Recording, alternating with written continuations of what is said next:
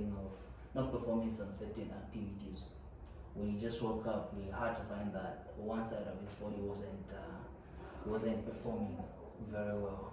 He was inactive. Let me just say he was paralyzed.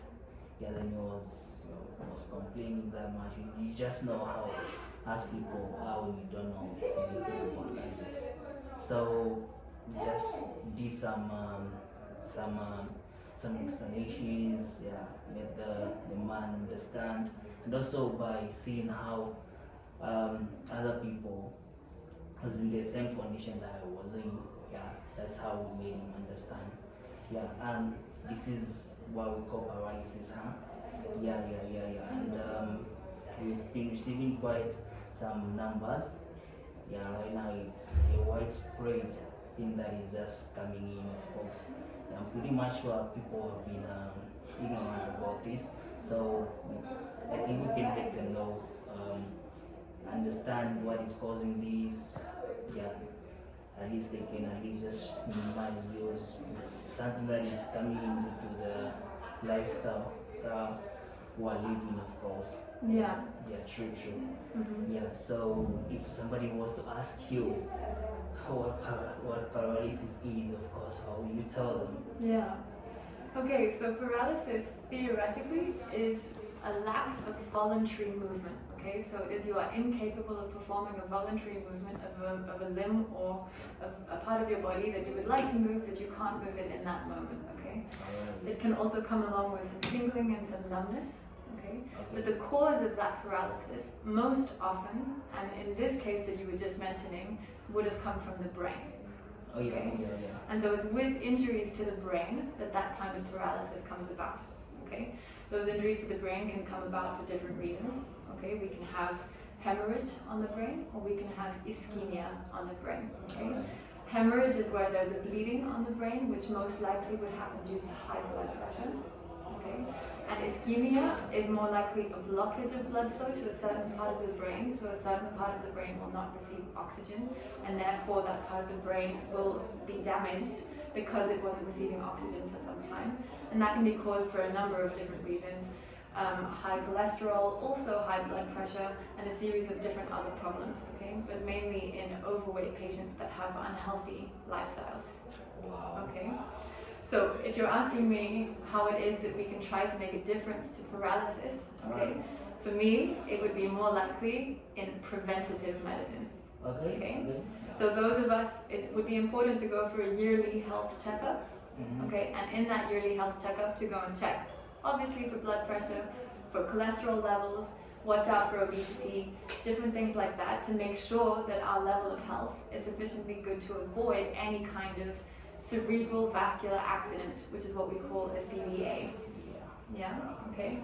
So that is most of our patients are suffering from forms of CVA. Okay, so of cerebrovascular accident. Okay. However, once the paralysis is there, the accident has happened, there's not much that we can do other than try to recover as much as possible from that accident. And that's what we do on a daily basis. Okay, so what kind of patients have you been seeing at the moment, Raskin? Yeah, mostly is people with stroke, of course, and stroke mostly presents with paralysis. Yeah, paralysis is it quite presents in so many ways. It presents with flaccid, we've got flaccid paralysis, then spastic of Camille. Yes, exactly. So what happens when a patient suffers from a stroke is they will often have the stroke in a specific part of their brain, okay? And that specific part of the brain will give a specific condition, okay? So in this case, if the stroke happens on the right side of the brain, then they will be caused with left-sided hemiparesis. If it happens on the left side of the brain, it'll be causing right-sided hemiparesis, okay? And the reason is that it is the motor cortex of the brain that is affected during this vascular accident, okay? So some people sustain injury to their brain which can be temporary, okay? So for example, some people wake up paralyzed, but in the next 2 or 3 days, they'll recover quite a lot. But some people will wake up paralyzed, and unfortunately it will take a very long time to recover. Some may take 3 months, some may take 6 months, some may not recover at all, unfortunately. Of course. Okay, and that is what we're doing every day on a daily basis, is we're helping people either through the healing process to recover from their CVA or to recover from their different forms of paralysis, or we're helping them to become more functional in their daily lives despite their paralysis. Okay, so that's what we do as physiotherapists, is we try to get them to be more functional. So for example, it's making the difference between somebody being able to walk or not be able to walk. It really depends what we're doing with them, and being able to use their hands, for example, on the paralyzed side. The other thing that can also happen with people that have right hemiparalysis is they can also have their language center affected, okay? Which they can have something called Broca's aphasia, okay? Broca's aphasia means that they understand everything that you say, however, they cannot speak nor express any words because that part of their brain has been affected by the CVA. The Broca's area. Exactly, the Broca's area of the brain. Okay? Sure. That's wonderful. And most of them they present in so many. You find that one has got a different paralysis style compared to the other. You find that somebody is just paralyzed on only one side of the body, the upper one, the upper limb of the lower limb. Some just get paralyzed on the upper limb, just only one. Yes. On others, maybe you find that all four limbs are paralyzed. Exactly. So you can have cases of tetraplegia or of quadriplegia because all of those regions of the brain have been affected by the vascular accident. Oh, okay. So you can have very severe cases of vascular accident, okay, where you have tetraplegia. Okay. However, you can also have paralysis in cases of peripheral nervous system traumas, okay, which can be not necessarily with something that's happened to the brain, but it can be from an injury to a nerve in a different part of the body. So, for example, at the moment, just to give you an example, we have a patient that was working with an ankle grinder that cut across his arm and just happened to cut that part of his nerve, and therefore he's paralyzed on his left hand because he severed the nerves on that part of his hand, okay? And that can happen in different cases. We have another patient who suffered a car accident and who fractured a part of his spine, and then that would be called a spinal cord injury, but he is suffering of paralysis from his lower limbs because it was just the nerves of his back that were affected, not of his brain necessarily. Okay? So in the end, paralysis arises from any problem within the nervous system, whether it be the brain, the central nervous system, or the peripheral nervous system. Now, then what happens to how does mild scoliosis leading to paralysis? Mild scoliosis. Mild scoliosis. Okay. So mild scoliosis can lead to paralysis. It wouldn't necessarily be mild scoliosis, it would be severe scoliosis that would lead to paralysis. Okay?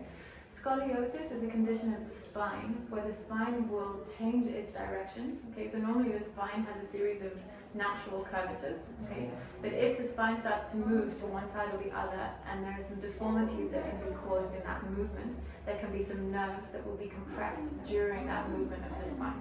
Okay, and that scoliosis will then cause, in effect, a spinal cord injury. Okay, so that can happen in some scoliosis cases. All right. So and some person did very well because he started physio as early as possible. There you go. Okay. And what physio will do is correct the position of the spine, and therefore correct the compression of the nerve, and therefore correct the paralysis. Okay. So as physiotherapists, we have a super important role in recovering patients with paralysis. It's a very, very important role that we play in their recovery, actually often more so than a doctor. Okay? A doctor will see a patient in the beginning of their problem, but we will spend 10 to 20 to 30 sessions with these patients to recover from their paralysis. So we end up knowing them a lot better than most doctors will. Yeah, of course. Another thing is pretty much what family has to also be part of the treatment to the patient, and they also play a very vital role in that, huh? They really do. So your family has to really be a solid family. They have to be willing to help you with everything as you're going through your paralysis, okay? And they must be there by your bedside every day to help you get dressed, be fed, etc. And also to help you with your re-education. So we teach the family members different ways to be able to help paralyzed patients at home so they continue their physiotherapy and their re-education at home. Yeah. One family member who came at one session that I had to ask me that how am I going to know what you do if you're not In the room. in the room? Mm-hmm. Oh, Yeah. So it's important that we show them. it's important. Yeah. But you know what? It was the knowledge that we attain is different. It's different from what we're going to show them. Exactly. They're not going to know the influence, you see, right? What the limitations of the treatment, and all that. How are you encouraged them to treat? Because if they don't know the structures of the body, they don't understand the anatomy. How can they really? So what you have to understand is that each of us has a body. Oh, yeah. Each of us has a body. Each of Yeah. us has an elbow that we can bend. Each of us has a wrist that we can bend. Each of us can understand the basic principles of the body, and that is what we are showing them. So we're not expecting them to do the full treatment. What we are expecting, however, is for them to be able to maintain whatever work it is that we have done. So for example, somebody has a stiff elbow, what we're going to do is then show them how to mobilize that elbow. Moving an elbow isn't very complicated. We each have one, we know which way it bends and we know which way it doesn't bend, right? Yeah, of Okay. course. So it's easy to be able to explain that to somebody in very simple terms and just to be able to say, you should be bending and flexing the elbow as much as you can. So paralysis being in detailed, pretty much highlighted some of the basic stuff that somebody is able to understand. Mm-hmm. Yeah, of course. Yeah, because many people see like that was just charmed and all that. You see, right? Mm-hmm. Yeah. But it's something that is very fascinating. You're just waking up. You didn't expect anything of such thing to happen. Exactly. Then yeah. So paralysis can happen to anyone at any time. Yeah. Okay, so that's why it's so important to live a healthy life, to live a healthy lifestyle, okay, and to take care of yourself because as we all know, we only have one body, One body. okay? One And life. that's it. You know, we've got one body and we need to take it with us from birth to the grave. Sure. And so we better take care of that one body because it's the only one that we have, okay? And so yeah, we can wake up one fine morning and all of a sudden your life is changing from one day to the next, okay? Yeah. And it's just a question about, you know, how are you going to try to face that and how are you going to try to be patient and learn to live with what has changed in your life. Wonderful. Okay. But yeah, as physiotherapists, we do everything that we can to help. And yeah, the Ministry of Health has put us here to help in every way that we can. Yeah, sure. Yeah. Okay. Okay, well thank you for the chat today, Tresford. Thank you. Thank you very much. I really appreciate it. It's my pleasure. Yeah. A COVID fist bump.